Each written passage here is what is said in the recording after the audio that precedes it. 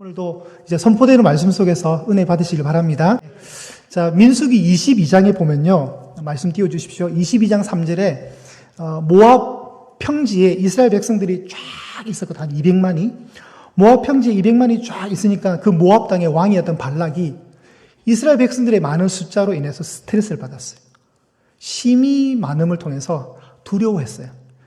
민수기의 22장에. 그래서 메소포타미아의 선지자 발람을 불러서 이스라엘 백성들을 저주하게끔 사주를 했는데 이 발람이 어떻게 합니까? 이스라엘 백성들을 축복해버립니다.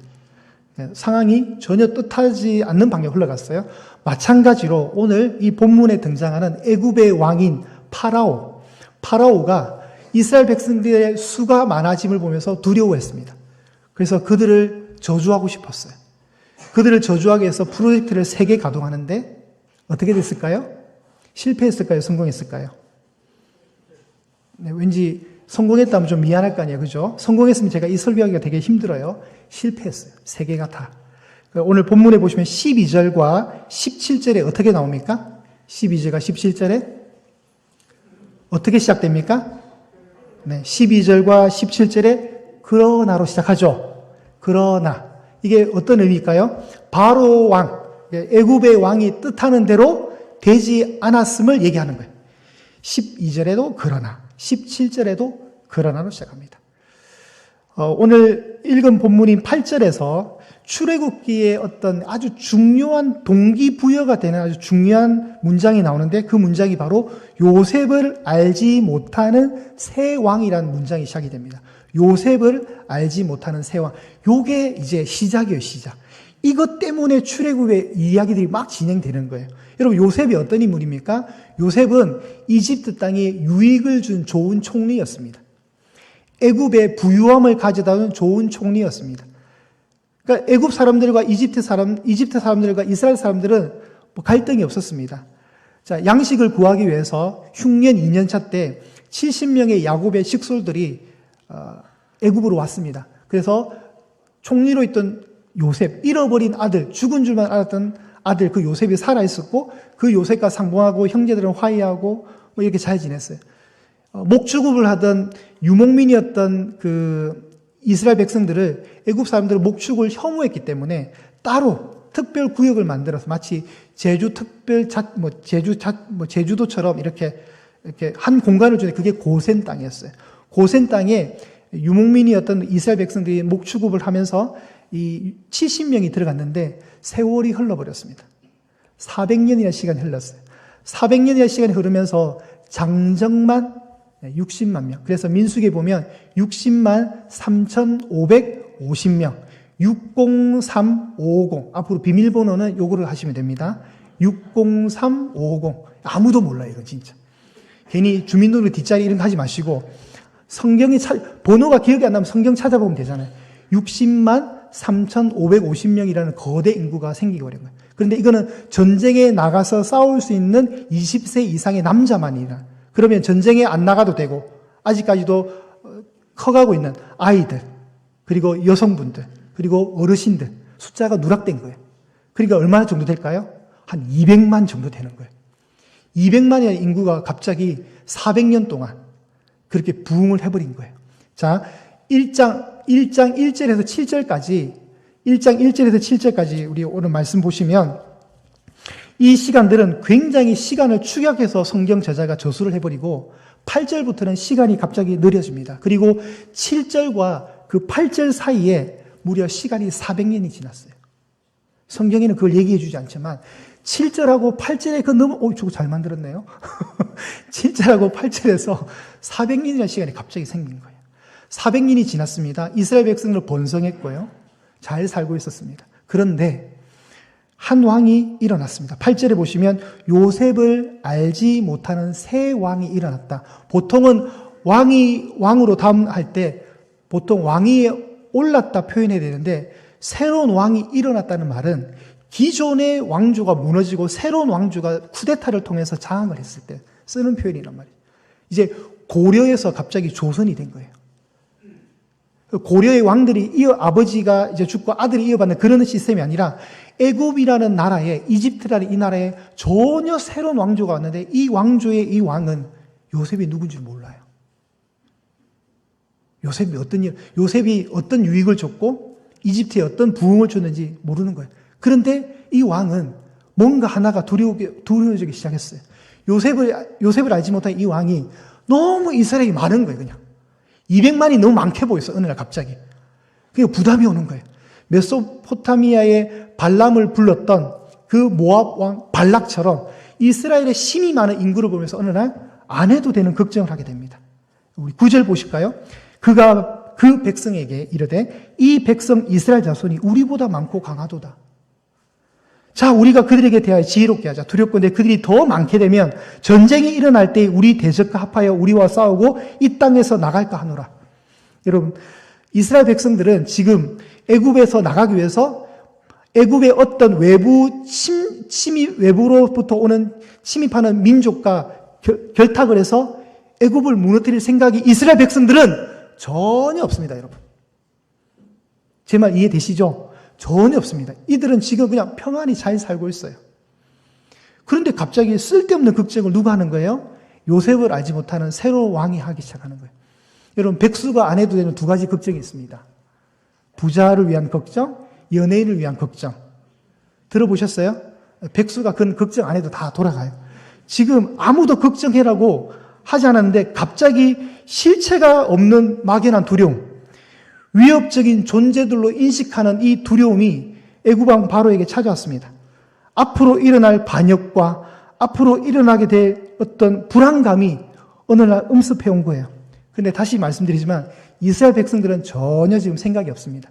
전혀 생각 없는데 애굽왕은 괜한 걱정, 쓸데없는 걱정, 사사하는 걱정을 지금 먼저 하고 있습니다. 그래서 그가 그 백성들에게 선독을 합니다. 9절에 그 백성에게 이르되 이 자손들이 우리보다 많다. 그래서 자, 우리가 지혜롭게 한번 지혜를 짜내보자.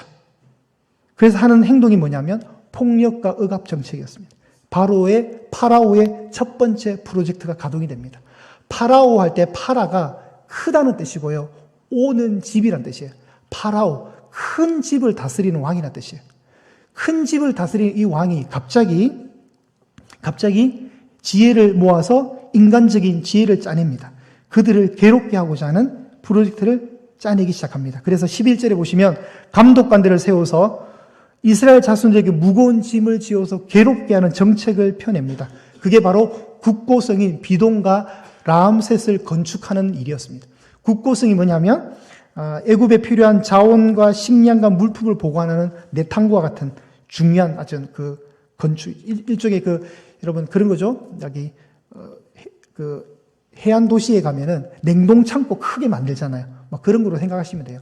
애굽에 필요한 물자들을 비축하는 그런 창고 역할하는 비동과 라암셋을 건축하는 그 건축일에 노동력으로 투입시킨 겁니다. 그러면서 생산 능력을 떨어뜨리기 위해서, 생식 능력을 떨어뜨리기 위해서 자손들이 번창하지 못하도록 그가 꾀를 짜낸 거예요. 나름대로 그에게는 지혜로운 방법이었어요. 그런데 12절 어떻게 시작합니까? 그러나입니다. 그러나 생각하지도 못한 역효과가 난 겁니다. 학대를 받을수록 어떻게 했다고요? 12절에 더욱 번성했습니다. 이건 하나님의 창조 원리입니다. 창세기 1장 28절에 가면 하나님이 땅을 정복하라, 땅에 충만하라는 명령을 내리시거든요. 여자와 남자에게. 아담에게 그 명령을 내려요. 그러니까 하나님은 사람을 살리고 번성케 하는 그 역사가 있는데 오늘 반대로 가는 이 새 왕은 사람들의 번성을 막고자 하는 거예요. 그래서 지금 애굽의 왕은 정식으로 하나님의 그 충만한 그 복의 도전장을 내는 겁니다. 도전장.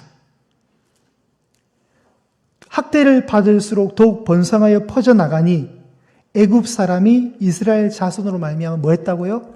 근심했습니다. 원래 누가 근심했습니까? 애굽 사람이 근심했어요? 아니에요. 그냥 이 왕만 근심했는데 이제 일이 더 커져 버렸어요. 이제 애굽 전체가 이스라엘 때문에 근심이 일어나게 되었습니다. 그러니까 어떻게 합니까? 더 일을 세게 만듭니다. 13절에 일을 엄하게 시킵니다. 어려운 노동을 더 추가시킵니다. 그게 바로 14절에 나오는 흙 이기기와 벽돌 굽기와 농사의 여러 가지 일까지. 그러니까 원래 건축하는 그 노동에 플러스 3개가 더 붙은 거예요. 더 심하게 괴롭혔습니다. 이스라엘 자손들의 생활을 흔들어 버렸습니다. 그래서 14절 끝에 그 시키는 일이 모두 어떻게 했다고요? 엄했다고 나옵니다. 그런데 지금 이스라엘 백성들이 갑자기 잘 있다가 갑자기 노예가 된 거예요. 노예가. 어느 날 갑자기 새로운 왕조가 일어나면서 창세기 15장 말씀 띄워주십시오. 15장 13절에 하나님이 이미 아브라함에게 이렇게 말씀하셨습니다. 너는 반드시 알아라. 네 자손이 이방에서 객이 될 것이다. 객이 되어서 어떻게 한다고요? 그 이방 땅을 섬기겠다는 거예요. 얼마 동안요? 400년 동안. 내 자손을 괴롭게 하리라. 하나님이 지금 아브라함에게 이 일이 일어나기 한참 전에 먼저 말씀하신 거예요. 그러면 여러분 결론적으로 이 요셉을 알지 못하는 새 왕은 누가 세우신 거예요? 이때 하나님이라 해주세요. 누가 세우셨어요? 하나님. 왜 이 새 왕이 걱정하게 되었을까요? 누가 하신 거예요? 하나님이. 왜 학대하게 했습니까? 하나님의 계획 안에 이게 있는 거예요. 자, 아까 다시 한번 띄워주십시오. 이방 나라에서 그들의 신분이 어떻게 된다고요? 객이 된다 했죠. 객의 다른 말은 뭐예요? 나그네죠. 우리 성도의 원래 정체성이 뭡니까? 나그네입니다. 나그네는 한 곳에 머물러야 안 머물러요? 머물지 않습니다. 나그네가 가야 될 본향, 진짜 땅, 약속의 땅, 거기 가기까지는 나그네는 움직여야 돼요. 그런데 이스라엘 백성들 지금 뭐 하고 있어요? 정착을 해버렸단 말이죠. 정착을. 그러니까 하나님이 지금 흔드시는 거예요. 자, 그래서 이제 첫 번째 프로젝트는 실패로 끝이 난 것 같습니다. 더 괴롭게 했는데 더 번성했습니다. 요셉도 이 사실을 알았습니다. 창세기 50장 24절 말씀에 요셉이 임종을 앞두고 이렇게 얘기합니다. 나는 죽을 것이나 하나님이 당신들을 어떻게 한다고요? 돌보실 것이다. 이 돌봄은 은혜 가운데 있는 돌봄도 있지만 뭔가 역경 속에 하나님이 너희들을 돌보실 것을 예지의 능력입니다. 당신들을 이 땅에서 인도하여 내사, 나그네는 이 땅에 살면 안 돼요. 인도하여 내사 중요합니다. 아브람과 이삭과 야곱에게 하나님이 맹세하신 그 땅, 맹세하신 그 땅에 이르게 할 것이라고 요셉이 유언을 남깁니다. 그러니까 이스라엘 백성들의 이 괴롭힘 당함은 하나님의 거대한 운행하심 속에, 이 역사를 다스림 속에 들어가 있는 거예요. 자, 두 번째 프로젝트를 보겠습니다. 15절입니다. 애굽 왕이 이제 프로젝트를 두 번째 가동하는데 히브리 산파 십부라와 부하 사람, 히브리 산파 십부라와 부하라는 이 사람을 불러서 얘기를 합니다. 해산을 도울 때 아들이면 죽여라, 딸이면 살려라는 어명을 내립니다. 산파가 2명만 있겠습니까? 그죠? 여러 명이 있었을 건데 대표적인 리더로 아마 십부라와 부하라는 사람이 있었던 것 같아요. 이 여인들에게 어떻게 하냐면 자기 손에 피 묻히지 않고 히브리 아이들을 죽이는 계획을 두 번째로 가동한다는 거죠. 그런데 17절에 이 프로젝트도 실패로 끝납니다. 왜 그렇죠? 그러나로 시작합니다. 이 히브리 산파들이 하나님을 두려워해요. 그러니까 애굽 왕의 이 지엄한 명령을 거절합니다. 남자를 살립니다. 자, 여러분 하나님을 두려워하십니까? 이때 두려워함은 공포감을 얘기하는 것이 아니에요. 하나님의 위엄과 그 거룩에 대한 두려움인 거예요. 여러분 애굽 왕을 두려워하기에 앞서서 하나님을 먼저 두려워하시길 바랍니다. 세상을 대표하는 애굽, 세상을 두려워하지 마시고 하나님을 두려워하시기를 소망합니다. 마태복음 10장 말씀 띄워주시겠습니다. 28절에 이렇게 되어 있습니다. 몸은 죽여도 영혼은 능히 죽이지 못하는 자들 두려워하지 말고 오직 몸과 영혼을 능히 지옥에 멸하실 수 있는 이를 두려워하라. 누구예요? 하나님이죠. 여러분 하나님을 경외하시기를 소망합니다. 하나님을 두려워하시기를 바랍니다. 이 히브리 산파들에게 뭐가 있었습니까? 하나님을 경외함이 있었습니다. 21절 보십시오. 21절에 그 산파들은 하나님을 뭐 한다고요? 경외하였으므로. 공경할 경, 두려워할 외, 경외. 아주 아름다운 단어입니다. 하나님을 경외하는 그 마음이 있었기 때문에, 하나님을 두려워하는 마음이 있었기 때문에 그 거대한 제국의 그 왕의 명령조차도 뒤로 할 수 있었던 거예요. 여러분, 애굽은요, 엄청난 국가입니다.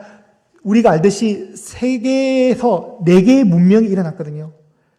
메소포타미아, 인더스강, 그리고 황하 문명, 그리고 나일강 문명, 이런 게 일어났어요. 다 물가에서 일어났어요. 그 물가에서 일어날 때 그 비옥한 땅을 통해서 엄청난, 막 농산물이 나오고 사람들은 부유해지고, 그리고 이 애굽이라는 나라가 여러분 얼마나 그 당시에 거대한 제국이냐면 이미 아브라함이 창세기 보면 기근을 피해서 애굽으로 내려가잖아요. 제가 전에도 한번 말씀드렸는데 이미 아브라함이 애굽으로 내려갈 때 이미 그 유명한 스핑크스와 피라미드가 있었대요. 그 신비로운 건축물이 이미 존재했대요. 지금도 불가사의하다고 어떻게 저 피라미드를 지었을까 고민하고 아직 답을 얻지 못했어요. 근데 이미 그 문명 건축물이 애굽에 존재했단 말이에요. 그런 엄청난 나라의 한 왕의 명령을 어겼다는 것은 목숨 내놓는 거 아니에요? 그런데 그 목숨보다 더 두려웠던 게 뭐예요? 우선했던 게 하나님을 경외하는 마음이었어요. 그러니까 히브리 산파들이 남자아이들을 살립니다.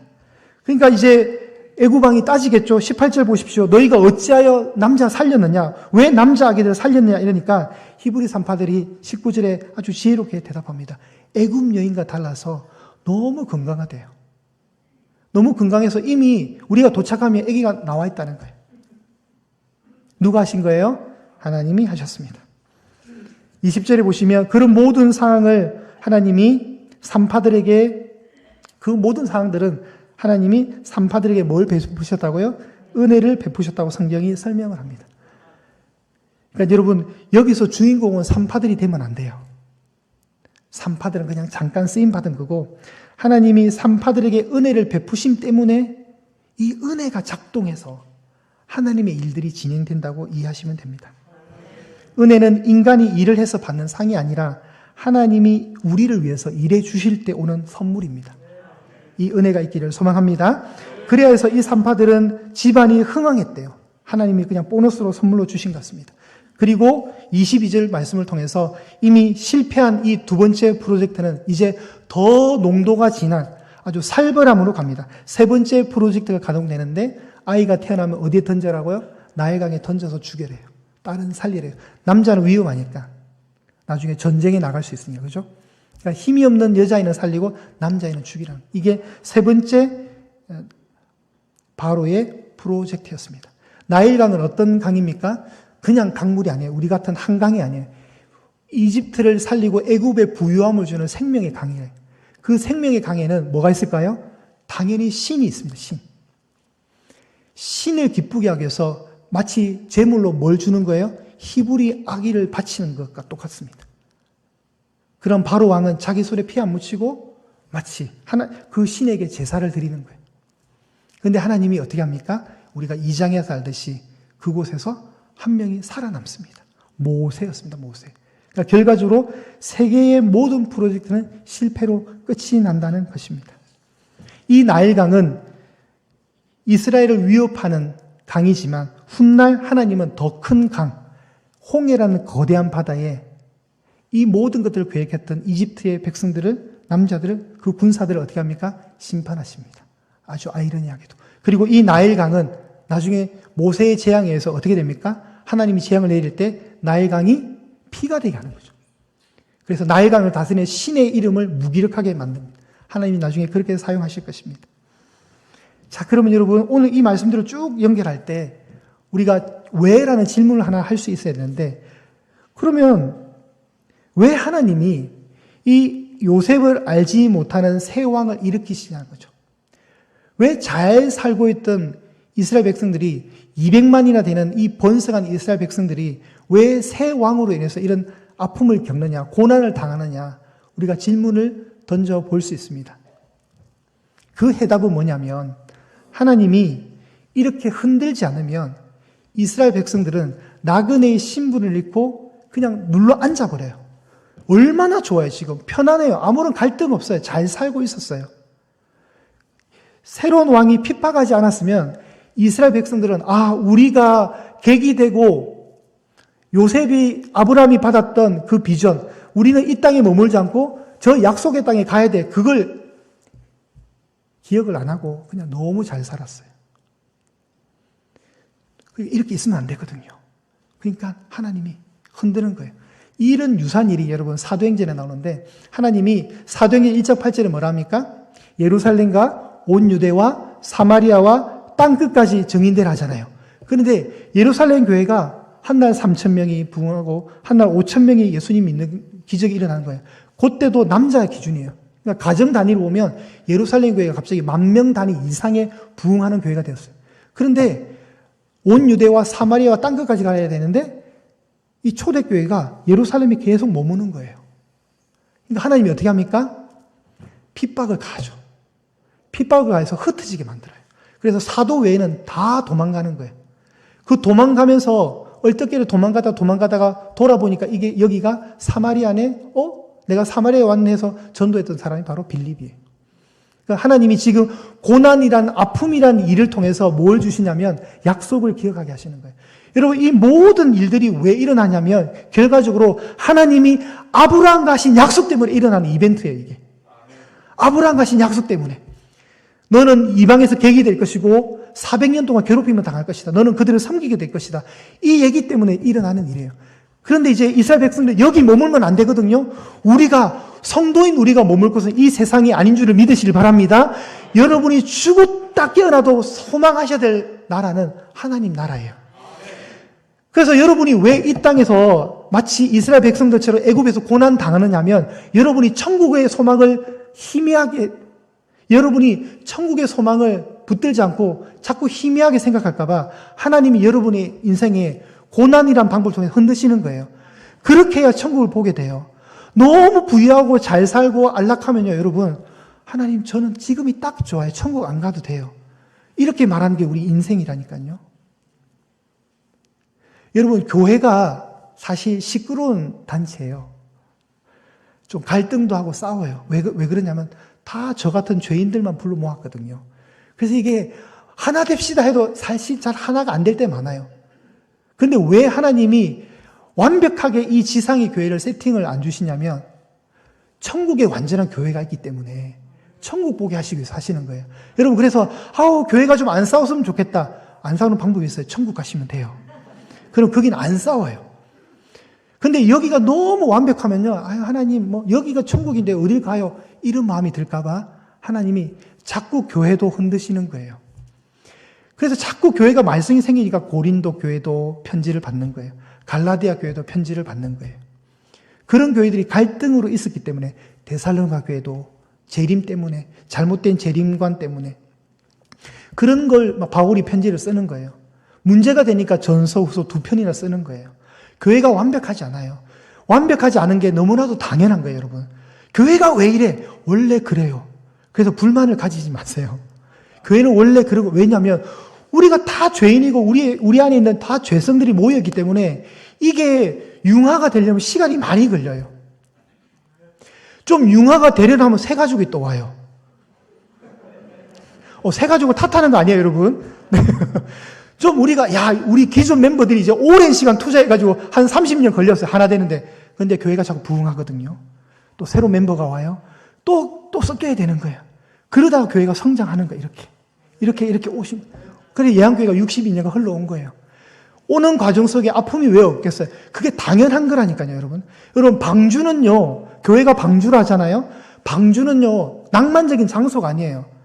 그 짐승들이 뿜어내는 방귀랑 그 짐승들이 싸는 그 오염물들. 여러분, 방주에 있던 8명의 노아 식구가 행복했을까요? 냄새야. 이러면서 현기증 났을 거예요. 그런데 방주로 나가는 것은 어리석은 거예요. 그죠? 홍수가 있고 물밖에 없는 밖으로 교회를 떠나서는 구원이 없는 거 똑같은 거예요. 냄새 나는 곳이에요. 냄새 나는 곳. 그게 교회예요. 이게 정상이에요. 그래서 가끔씩 오셔서 목사님 우리 교회 왜 이래 싸웁니까? 그 당연한 거예요, 여러분. 싸워야 돼요, 교회는. 당연한 거예요. 왜 누구는 시험 받아요? 원래 그래요. 시험 받게 돼 있어요. 교회 구조 자체가. 그러니까 완전한 교회를 자꾸 상상하지 마시라는 거예요. 지금 그렇다고 또 곡해하시면 안 돼요. 우리 교회는 싸워야 되고 이렇게 해석하라는 게 아니에요. 그게 정상이라는 거예요. 맞춰가는 거예요. 십자가의 은혜 속에 계속 맞춰가는 거예요. 근데 완벽한 곳이 어디 있다고요? 천국이라는 거예요. 이스라엘 백성들 지금 여기 있으면 안 돼요. 고센 땅에 머물러서 평안하게 있으면 안 돼요. 이들이 가야 될 곳은 약속의 땅이라니까요. 약속의 땅. 아브라함과 이삭과 야곱에게 맹세하셨던 그 땅으로 가야 되는데 안 간단 말이에요. 이 사람들은. 갈 필요도 없고 이유도 없고 너무 좋으니까. 그러니까 어떻게 해요? 하나님이 요셉을 알지 못하는 새 왕을 통해서 핍박을 가하는 거예요. 핍박을 가하니까 어때요? 이곳에 머물고 싶겠어요? 아니야, 우리 나가자. 우리 나가야 되겠다. 그거 하나님이 하시는 거예요. 그래서 저는 이 말씀을 보면서 또 하나 느끼는 거예요. 하나님이 참 나에게 관심이 많으시다. 하나님이 이스라엘 백성들한테 참 관심이 많으세요. 오늘 우리 성도들에게 하나님이 참 관심이 많은 것 같아요. 믿으시길 바랍니다. 여러분을 위해서 새 일을 일으키시는 거 어색해하지 마십시오. 새 일을 할 때 항상 그럼 전제가 뭐예요? 행복하게 시작되는 게 아닌 것 같아요. 새 일을 겪으려면 뭐부터 시작되는 거예요? 고난부터 시작되는 것 같아요.